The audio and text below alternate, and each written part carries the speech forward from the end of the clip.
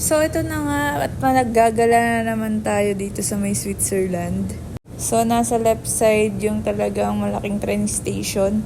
Then, meron silang mga tramway na tinatawag dyan sa kung saan yung road din ng mga sasakyan at saka kung saan naglalakad yung mga pedestrians. Nandun yung mga tramway nila. Yan, tulad niyan. At saka ang galing, di ba? Merong automatic na merong bumababa at saka nagsasara yung sa may pintuan para hindi kayo malaglag dun sa gap nung kalsada. At talagang mga every 3 minutes dumadating yung iba-ibang mga station, and then kahit mag-antay kayo or maiwanan, hindi talaga kayo mauubusan ng trains or tramway here. Kaya talagang ang luwag kapag pumasok kayo at nakakaupo pa rin nga kami.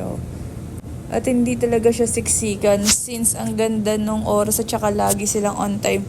Kung madelay man sila or late, mga 2 or 1 minute lang yon. And then lahat meron silang screen sa loob at sa labas, sa loading and unloading area. At talagang never na may nag-check dito sa may tramway na to kahit dun sa may mismong main train station. Walang nag-check.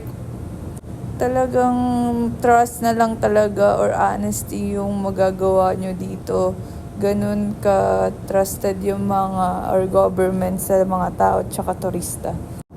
Meron lang kami in-experience noon nung may nag-check is yung nasa boat ride kami.